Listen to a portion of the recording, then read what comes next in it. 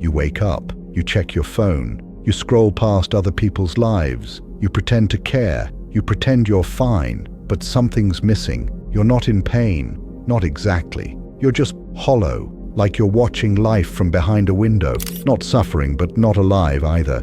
This is the crisis Nietzsche tried to warn us about. Not war, not death, not politics, but this quiet decay of the soul, where you forget why you exist and settle for merely existing.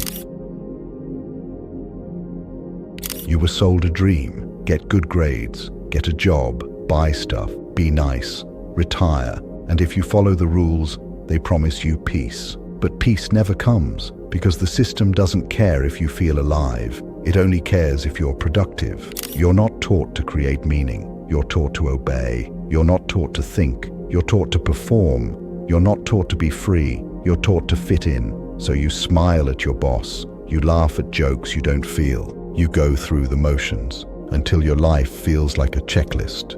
And the worst part, you call it normal. But Nietzsche saw it differently. He said, to live is to suffer. To survive is to find some meaning in the suffering. Comfort is not the goal. Meaning is. But meaning requires risk, and modern life is designed to eliminate it. You've traded danger for numbness, purpose for predictability, freedom for routine, and now you wonder why you feel dead inside.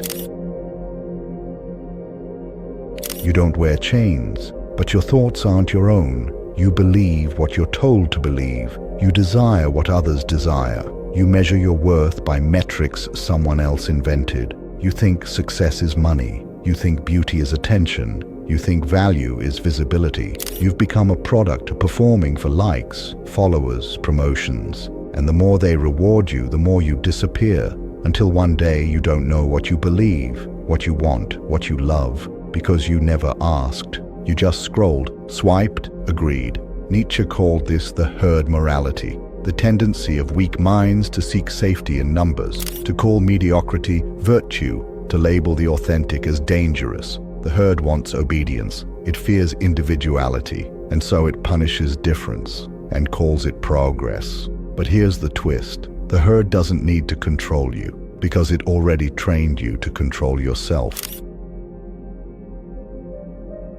Nietzsche didn't just criticize society, he dismantled it. He said we are living in the age of the last man, a creature who doesn't ask why, who doesn't dare, who chooses safety over depth, pleasure over passion, and numbness over aliveness. The last man does not create, he consumes. He does not suffer, he distracts himself, he does not rebel, he shrinks himself to fit the system, even if that system is killing his soul. Man does not strive for happiness, only the Englishman does that, Nietzsche mocked. What he meant was, you're not built for shallow peace, you're built for struggle, for purpose, for conquest, for meaning so deep it hurts. But modern life sells you the opposite. Just be happy, just chill, just go with the flow. So you deaden your hunger, you sedate your ambition, you dull your desire to become something more, and in that sedation your will begins to rot, because happiness without meaning isn't peace, it's death in disguise. There's another reason your life feels flat. You have no enemies. Nietzsche believed that conflict is not just inevitable, it's essential. Without resistance, you don't grow. Without opposition, you don't evolve. The strength of a man's spirit would then be measured by how much truth he could tolerate. And truth is not kind. It doesn't flatter you. It shatters you. But today, we are allergic to struggle. We silence dissent. We block people who challenge us. We call pain toxic and discomfort harm. So we float through a life of agreeable conversations, safe beliefs, echo chambers that stroke our ego but kill our potential. You want to feel alive? Then find something worth fighting for, not to destroy others, but to rise above yourself. Your enemy isn't a person, it's a version of you, the weaker you, the flatter you, the obedient you. Kill that version every day. Because the truth is, the average life is built to prevent you from ever becoming more than average. But Nietzsche had a name for those who refuse this fate. The second half of this video is about them, and maybe you're one of them. There's a force inside you that's been whispering all along. It's not your anxiety. It's not your fear. It's not your trauma. It's your will. Your will is the part of you that refuses to settle, the part that aches when you betray yourself, the part that says, "This isn't it. I was meant for more." But every time you suppress it, to please others, to fit in, to not make a scene, you kill it just a little more. That's why you're tired, not from working too much, but from working against yourself. Nietzsche called this the will to power. It's not a desire for control over others. It's the burning drive to overcome who you are today and become who you could be. And that means leaving comfort behind. What is great in man is that he is a bridge and not a goal. You're not supposed to find yourself. You're supposed to build yourself. But no one teaches you how to do that. Instead, they teach you to cope, to tolerate, to be grateful for what you secretly hate. They say, "You're fine just the way you are." Nietzsche said, "You are something that shall be overcome." And that's not an insult. That's the greatest gift you've been given, the power to reject the script and write your own. But this path, it's not polite, it's not easy, and it sure as hell isn't safe. It demands that you become an enemy of mediocrity, of predictability, of the false peace that comes from being liked by everyone, but loved by no one. The will to power is not loud. It doesn't seek applause. It seeks depth. It asks, what do you stand for? What would you sacrifice for it? And what's left of you if you never find out? You think you're exhausted by life, but what's really killing you is unexpressed greatness. Let's be brutally honest. You've betrayed yourself. You've stayed quiet when you had something to say. You've said yes when you wanted to scream no. You've laughed at things you didn't find funny. You've let people closer than they deserved, just to avoid the feeling of being alone. And now you don't trust yourself. You live in two worlds, the outer one where everything seems fine, and the inner one where you're screaming. Nietzsche believed that this split, this inner division, was the root of all despair. Because you can lie to everyone else, but not to your own soul. The individual has always had to struggle to keep from being overwhelmed by the tribe. If you try it, you will be lonely often and sometimes frightened, but no price is too high to pay for the privilege of owning yourself. Read that again. No price is too high to own yourself. You want a meaningful life? Stop looking outward. Start the war within. Not a war of self-hatred, but a rebellion against self-betrayal. Take a stand against your laziness, against your excuses, against the voice in your head that says, "It's fine, don't rock the boat," because that voice, that's not your intuition. It's your training. It's the voice of the herd you've been raised in. And unless you silence it, it will silence you. But Nietzsche didn't leave us in despair. He offered us a vision, a figure, someone who walks through the fire of self-transformation and emerges not perfect, but real. The final parts of this journey are about him. And if you feel something stirring inside right now, you may already be on the path. There's a version of you that's never seen daylight. It's not the version that does what it's told. It's not the version that's polite, agreeable, or well-adjusted. It's the version that never needed permission. You felt it once, maybe when you were young, that untamed energy, the defiance, the hunger to do something real before you die. But over time, it was silenced by teachers, by rules, by other people's disappointment, by your own guilt. Now it lies buried, still alive, still watching, still waiting. Nietzsche called this repression the great tragedy of the modern soul.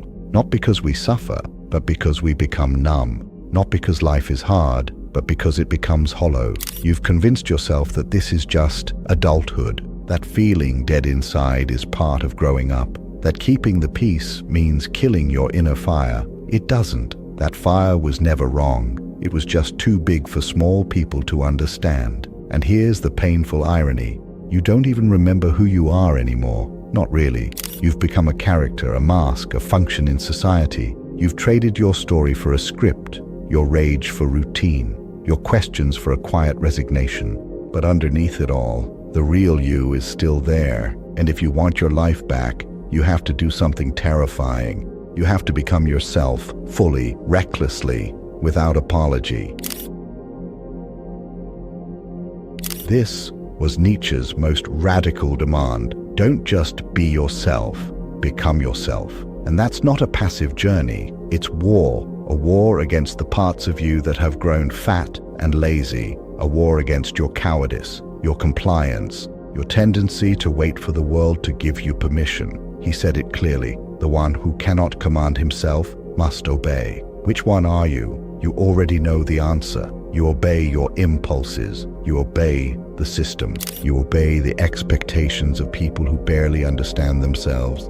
But the path to becoming who you are is the path of inner command, of becoming your own authority, your own standard, your own God. It sounds extreme, right? That's because it is. The alternative is far more extreme, a life of regret, and not because of what you did, but because of what you never dared to do.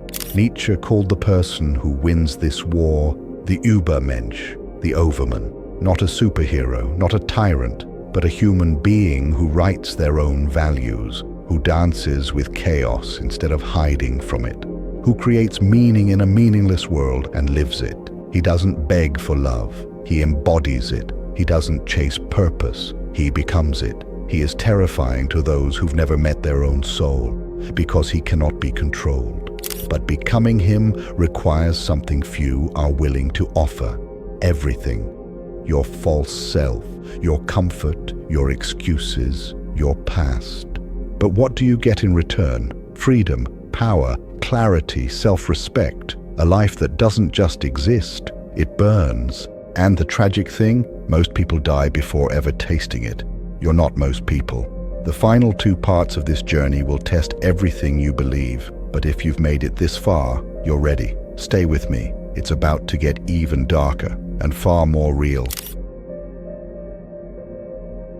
The biggest threat to your potential isn't pain, it's comfort. That slow, invisible poison that convinces you to settle, to stay put, to keep scrolling, to avoid risk. You're not paralyzed by fear, you're sedated by convenience. The comfortable job, the acceptable relationship, the decent apartment, the constant entertainment. And yet you feel hollow, because deep down, you know you weren't built for comfort. You were built to conquer. But the modern world doesn't want you to conquer. It wants you to consume, to obey, to play it safe, to believe that existing is enough.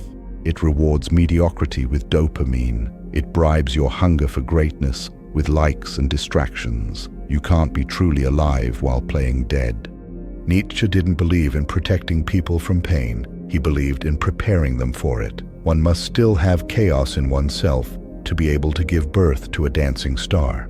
Pain is not the problem, it's the path. Discomfort is not punishment, it's a sign you're moving.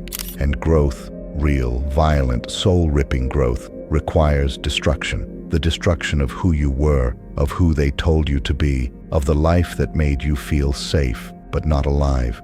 Most people wait for transformation to come gently, through books, podcasts, slow insights. But transformation doesn't whisper, it burns. And that burn, that's the beginning of freedom. But you have to let it consume you. Let it burn the cowardice. Let it burn the fake smile. Let it burn the life that fits, but doesn't feel like yours. And from the ashes, rise. Here's the hardest truth. The more real you become, the fewer people will understand you. You will lose friends. You will confuse your family. You will scare people who used to feel superior, and it will hurt. But it will also be the moment you begin to feel truly you, because clarity doesn't come with applause. It comes with solitude. And that's what Nietzsche meant when he said, "The higher we soar, the smaller we appear to those who cannot fly." You're not here to be understood by everyone. You're here to remember yourself, to meet the one inside you that has been waiting in silence, and to honor them with your choices, with your fire, with your life. But don't expect support. Don't expect a map. Don't expect someone to walk this for you. No one can. This path is yours alone, and that is its power. Because once you've walked it, no one can take it from you. There's one final step, and it changes everything. You want the truth? Here it is. You don't need more time. You don't need more advice. You don't need another reason. You need a decision, a final, soul-shaking decision to say yes to your own life. Not halfway, not tomorrow, not when it's convenient. Now. This was Nietzsche's most misunderstood idea, the amor fati, the love of fate, not tolerance, not endurance, love. To look at everything that's happened to you, the pain, the failures, the betrayals, the confusion, and say, I do not regret this. I do not curse this. I need this. This made me. It's not weakness. It's the highest form of power. Because the person who can say yes to everything can never be broken. You want to stop just existing, then stop waiting for the perfect moment. Stop asking life to be easier. Stop bargaining with your fear. Stand up, stand alone, stand for something. Choose the path that feels dangerous but true. Choose the pain that refines you, the solitude that reveals you, the fire that makes you unrecognizable to the person you were. Life won't offer you an invitation. It will test you, mock you, delay you, crush your ego. But if you say yes, fully, wildly, finally, you will come alive. And once you do, there's no going back. Most people will hear these words and forget them by morning. But maybe you're not most people. Maybe you've felt it in your bones, that you were meant for something real, not a perfect life, a true one. So I'll ask you, what are you still holding on to that's keeping you dead inside? Leave your answer in the comments. Someone out there needs to hear that they're not alone in this. And if this video lit a fire in you, even just a spark, give it a like so it reaches more people searching for that same light. For more bold, soul-cutting psychology like this, join our community of people walking toward the light. Subscribe and click the notification bell to never miss new insights. Until next time, keep shining, not to be seen but to see.